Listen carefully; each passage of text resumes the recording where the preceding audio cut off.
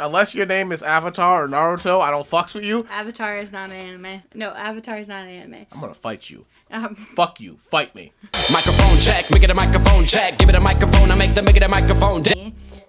So let's start off. For everybody who hasn't watched My Hero Academia, it's about a society of superheroes. So everyone is born with a quirk, or about 80% of the population is.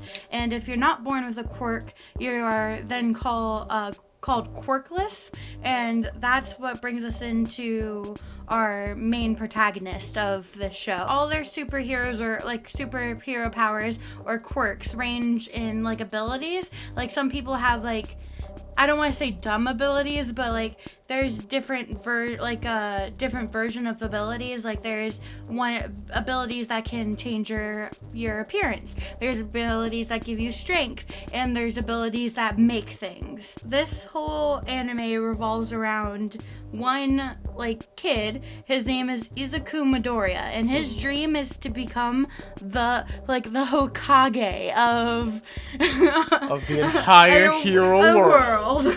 So his actual goal is to become like the number one superhero, because he doesn't want to do it out of vanity either, which is really cool to me. He wants to do it just like his like idol All Might wants to.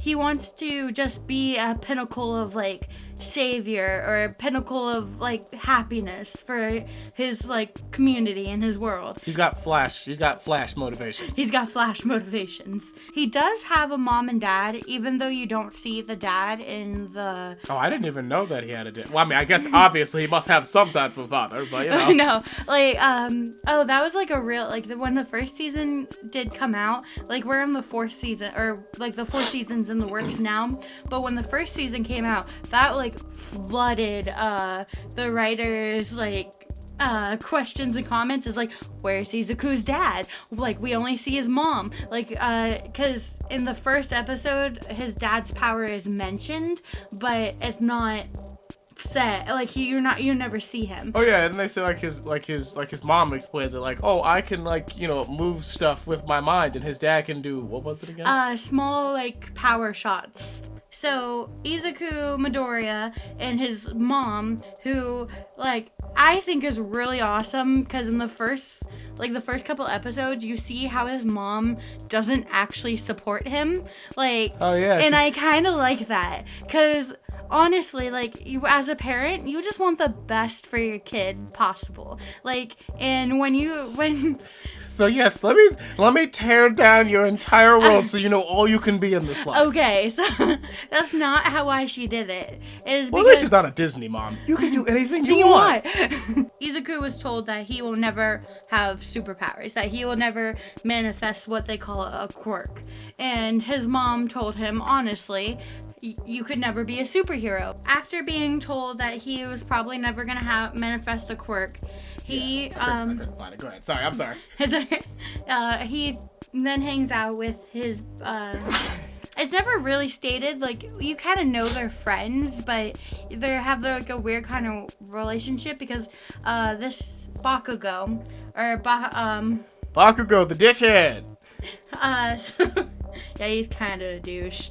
So they always hang out. He really only hangs out with what he calls Deku. So Deku, also known as Izuku Midoriya, is like later becomes his superhero name, but Bakugo actually gives Izuku that name Deku because to make fun of him, because in Japanese writing, if you write out Izuku, the last part of the writing of it can be translated as Deku, and Deku pretty mean like in English terms pretty much means fail son.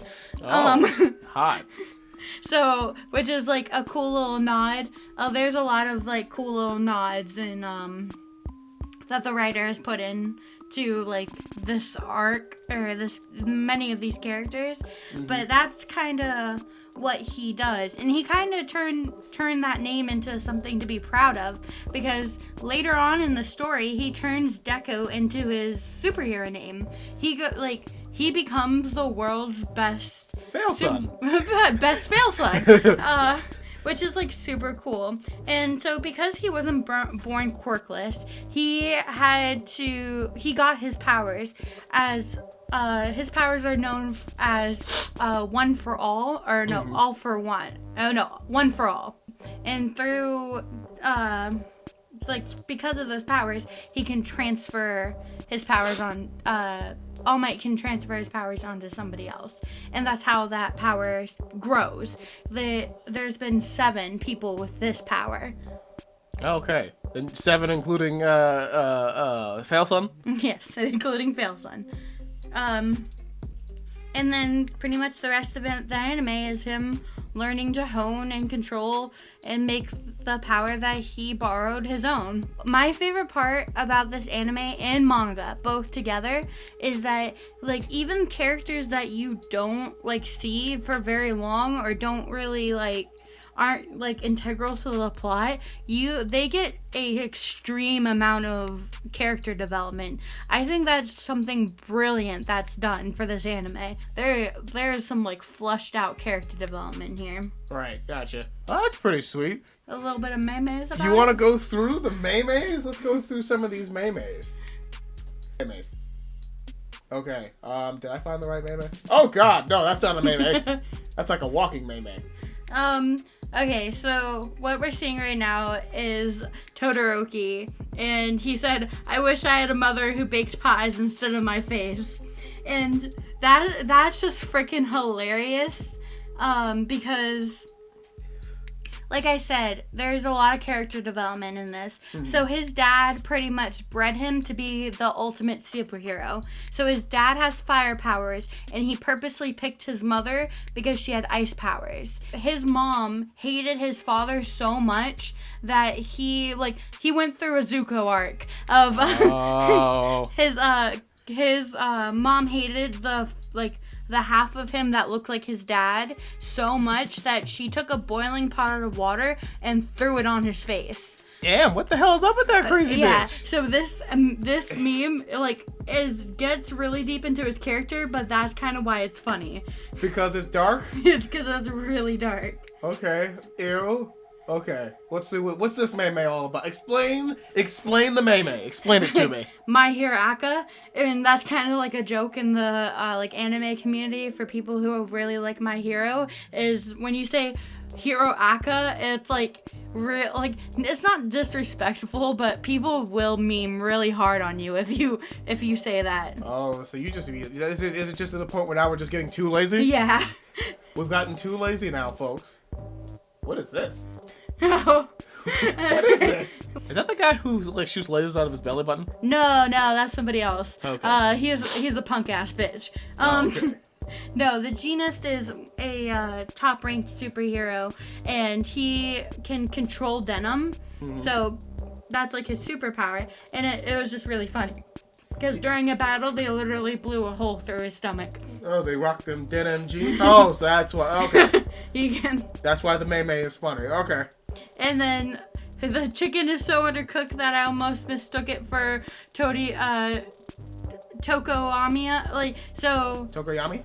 Yeah, so that's Todoroki. Undercooked is like underdeveloped? Yeah, because half of him is ice. Oh. And then this, these memes are going way over my head. You have to watch it to really get them, but they're. I'm working on it. If you you did watch a good chunk of them, but no, if you get really into the lore, then these are really funny. These are hilarious. I've watched a lot of good animes just based off of the really good memes that people had. Okay. So part of All Might's powers is that he buffs into what we see as All Might. Right. So this meme is what you in the online world of the buff superhero dude versus you in the real world. Right. The skinny nerd type. See, I like him though. He knows what it's like. He's the guy who grew up the ugly duckling, probably 5'4", and then sprouted into a Chad once he hit puberty. See, he gets it. He's a late bloomer. No. So there's actually like lore on that like he would like. So part of the reason why he picked Izuku to give his powers to is because he also didn't grow up with a quirk. All for one, tears, one for all, and then 4 for 4. Okay, that's actually pretty funny. Even I get that one. I think it's really funny. Okay, gotcha. Which is Mei Mei? I don't get this Mei Mei. Deku's knowledge about heroes and quirks. So he's kind of like in the anime, he's referred to as like a fanboy, because he is kind of a fanboy. So he's like researched all the famous superheroes and like taken copious amounts of notes on them and just like a whole bunch of right. Like just a whole bunch. He's done a whole lot. And then Deku's knowledge about not breaking his goddamn arms. So, like I know that one. He keeps breaking his shit. Okay. What does this one say? The future. Let me see if I can zoom in. The future shonen is here. Oh my god. It is here. This is the future of shonen genre. The writer of The Next Generation, the creator of Naruto, even promoted the series and said it was the real deal. Is it possible because this reminds so many people of Naruto? Okay, yeah, that let's address that meme. So, like, a lot of people do make parallels between this and Naruto, and sure, whatever. You can pretty much make parallels between, like, literally any shonen, or, like, even shoujos have the, like, very similar aspects. Like, so, yeah, sure, whatever, you can make parallels, but I think you can pretty much make parallels to most shonen. So, like, what is your recommendation? I guess you recommend people watch this show then? Oh, yeah, definitely. Like, it's a really, if you're into shoujo, like, I wouldn't watch it if you're just, like, if you're into, like, the cutesy anime, or you want, like, if you want, like, romance anime, this is not for you. But I think this is a really good anime. Okay, I think it's well created. The animation itself is really good. There's a reason why this came out on the scene really hot. Okay, alrighty. And now, what I think of this movie. It's alright. It's okay, I guess. It's not really the best the genre had to offer at the time. Keep in mind, the 2 movies that came out at this time that were also superhero movies were going from worst to best was The Incredible Hulk with Edward Norton, which is a awful fucking movie. You know what? Actually, I'm being a little uncharitable. It's good for about the first third, and then awful the rest of the way through. And what is it? The other one that came out was the Iron Man, the original. Ooh, the one that started it all. The beginning of the MCU. When I was a wee lad. We were all wee lads back then. And then now so much has happened. And then to the top tier of it all, the fucking Dark Knight came out this year. So Hancock just kind of falls by the wayside as not as bad as The Incredible Hulk, but not as good as The Dark Knight. It's not a terrible movie. It's just a very uneven and mismatched movie. You know what I mean? But most people, I guess, don't really know this because most people don't give a shit about Hancock, but I do.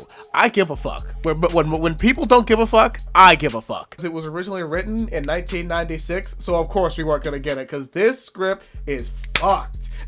And not in like the bad way. Now the script is like terrible. I read the script. I read the whole and loneliness and fear and what it really means to actually be a hero. Yeah, I got none of that. Oh, not a single bit from watching that movie. Oh, no. They tore the fuck up out of this script. Like, the original script is, like, dirty. It even reads filthy. And it is. So, here, read along with me, children. Read along. If you're watching the YouTube video, read along. Hancock drops his pants, latches onto his magnanimous member. Our superhero stands, bent over a bit, yanking up a storm. His body convulses under said stimulation. He growls, and booms, we hear a baby explosion.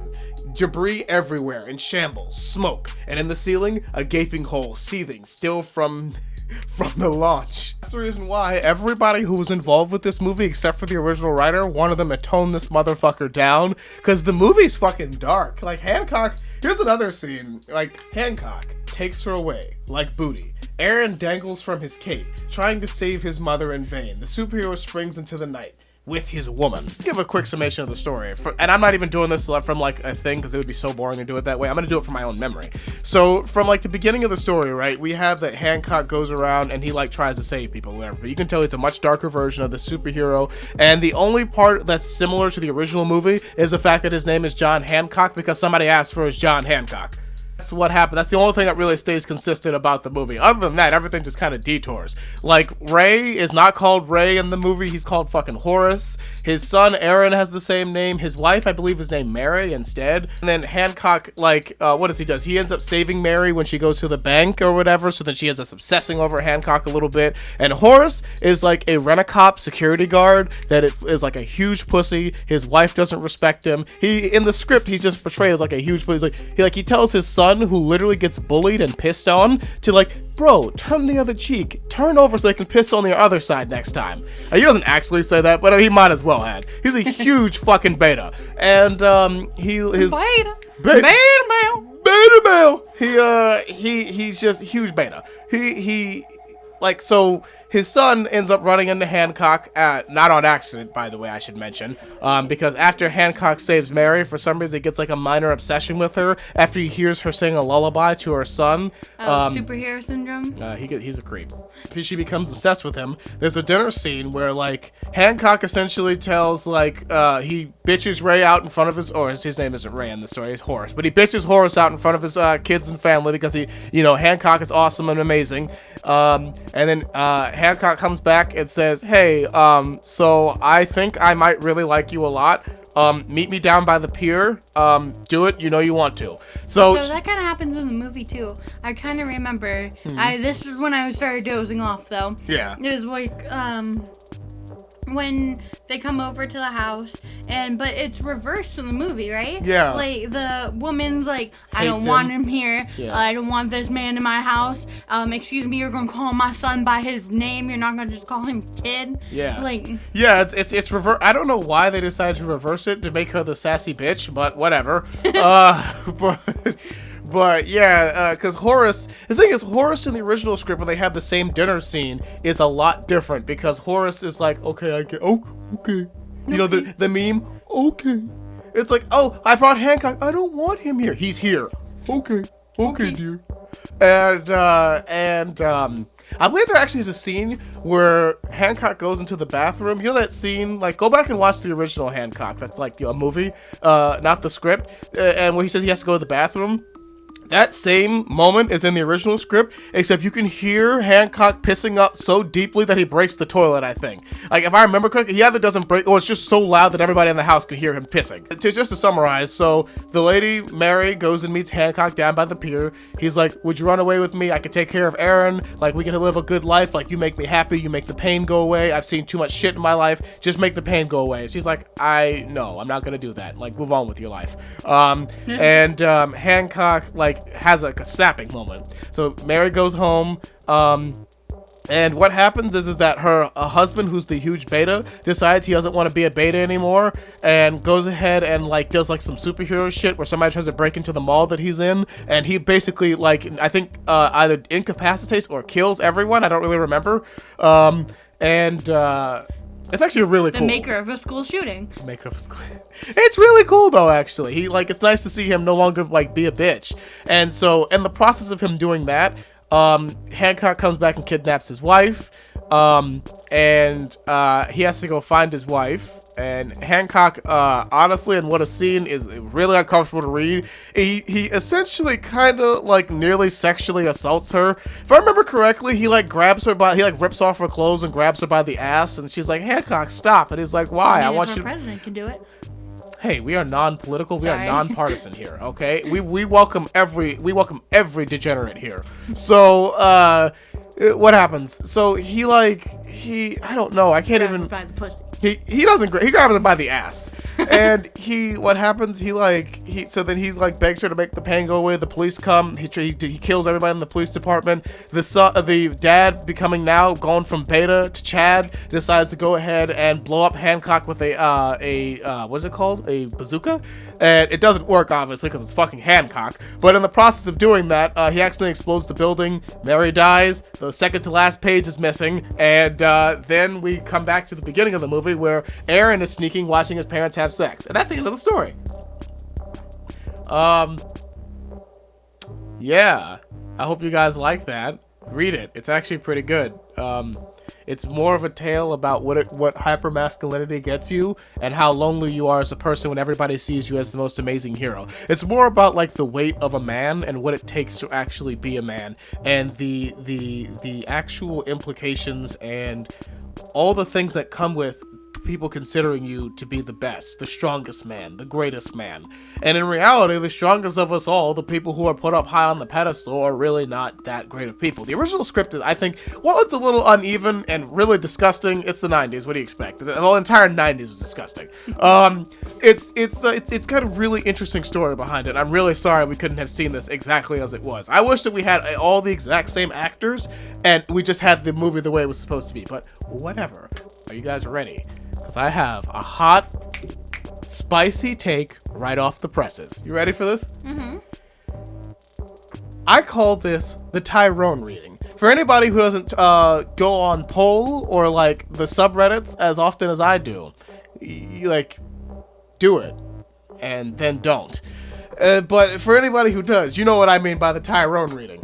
So the black student that we get is like lonely, he's depressed, he's drunk, and he's extremely uncoordinated. Nobody likes him. He's a bit of an asshole. And I can see where somebody would say that he's the typical superhero Tyrone, right?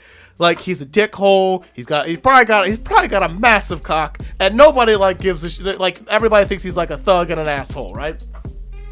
Then Ray comes along, right, and actually sees the potential in Hancock, right? And isn't it interesting that like the white guy comes along and tells Hancock comes to tell the black man all that he could be, all that he could become. See, this is why, like, I don't know if anybody knows of something called the white savior trope. For anybody watching, this is actually what the white savior trope, like, it's like a whole YouTube page. It's a thing. We won't talk about it right now, but just go look it up. Go Google it. The white savior trope is like a real thing. Look at all the movies that you think of starring black people and look at how much agency they actually have in the movie and how much agency is given to them by a white individual. But it's fine. It's cool. We're gonna keep going. So Hancock, Ray comes along, helps Hancock out, because Hancock can't figure out how to save people the proper way, even be liked by the public at large without a white person telling him how to do it. Kind of fucked up, but alright, whatever. And what's the first thing Ray tells him to do as like a PR thing? Send the black guy to jail. Why? Well, because you can gain the public's trust, and people feel really safe when powerful black people are in jail. So they send the powerful black man behind bars so everybody can actually feel safe and feel like there's some sort of justice and order in the world. Not, give him therapy, not like try to reform him, not try to have him actually fix all the things that he's fucked up. No, just send him straight to jail. It's whatever, it's fine. And what's the first thing he does when he goes to jail? Now, I know this is a stretch. It's fine. But he sexually assaults somebody while he's in jail. I don't know what you would consider forcefully entering somebody else's anal cavity without their permission, but in some worlds, they would consider that sexual assault. By the way, I don't know if you noticed, like in the movie, he only makes like minor incremental change in the actual time that he's in jail. Sure, he decides to stay in jail or whatever so that people like him more because, he feels comfortable there or whatever. But like, what is the thing? The closest thing we get to him making any type of change is where he goes in one of the therapy scenes and says, well, I drink and stuff. And it's like, I get it. You can't change a person quickly enough. Like, I get it. It's perfectly fine. But I don't know. Like, I don't know. That just wasn't enough for me as a person, as a guy. And then finally, Hancock is allowed on work release. And everyone is happy about it because now he's a contributing member of the police system. And how does Hancock repay the man who changed his life? dun dun, by trying to fuck his wife. Also, I do find it interesting though that, I mean, come on, like, okay, listen. Is it weird? Is it a coincidence that the black superhero, much like other black people in real life, don't know their history or where they came from? Let's see. So the relationship that he has with the white woman in the movie is toxic for the both of them, and the only way that they each can live a happy life is if the black guy stays as far away from the white lady as humanly possible. And the only person that can overcome Hancock is some white dude that has no superpowers or whatever. Like, they try to explain in the movie that this is what always happens, that every single time they get together somebody tries to kill them or whatever, but like, come on, I don't think anybody really like even with that being canon, I don't think anybody gives a real shit. So, and then once again, Ray has to come by and actually save Hancock. Hancock can't save himself, but Ray has to come by and actually save him. I'm just saying, this movie's got problems. Then his arc is concluded with his superhero training is complete once he brings forth the vision of the white savior in the film, and he goes from fucking Beta to Chad, and his story is concluded by bringing forth the vision of the almighty Chad. If you're a minority, right, and you're looking at this movie, you go, cool, I want to see a superhero, I want to see a black superhero, right? And he doesn't have to be perfect, he can just be like struggling through his own shit. Like, everything in the movie doesn't necessarily give Hancock like any agency. If you notice what happens in the movie, Hancock is just doing what he would usually do anyways, which is to save people, right? In a poor manner, but he has to go through and do everything that everybody else tells him to do. Like, stuff happens to Hancock. Hancock doesn't actually do anything. It's so uninteresting that I just had to go through and do a whole racist ass hot take about what I thought the movie actually was about. Like, I don't know. That's the one thing you don't want your movie to be. You don't want your movie to be boring. And I think at the end of the day, Hancock is just a movie that ends up reinforcing the status quo. I find that the original script would have been much more interesting as being a deconstruction of masculinity, as opposed to, what was the point of this movie? Superhero movie? I don't know. All superheroes have good in them. I didn't get that either. All superheroes can become a good hero? I don't know. Everybody just needs somebody to believe in them? Is that the point of the movie? Maybe. Out of all those that you just said, I believe the last one the most. And barely. What is the thing? So it begins with promise. Hancock suffers from a flimsy narrative and poor execution. Okay, yeah. Yeah, that sounds about right. Sounds about right. I mean, yeah, I'll admit, like, it starts off the gate pretty well, like, as him, like, this type of, like in the beginning of the movie, you see him, like, sleeping on the bench or whatever, you know what I mean? Like, it starts off interesting enough, like, you have an interesting premise there, but I just don't think that they really do much with it as far as, like, a character, like, story, you know what I mean? Hancock is way more interesting in, It's not interesting. And Tonight He Comes. Oh, okay. It becomes an entirely different film. One not really premised on the bad superhero comedy idea, and the film is then oddly without a sense of humor, and its vague interest in satire vanishes completely. Wow. The thing is, yeah, like, to me, and then like, you have the goofy music. Yeah, I get, like, how this movie is supposed to be, like, a deconstruction of, like, the Superman narrative, right?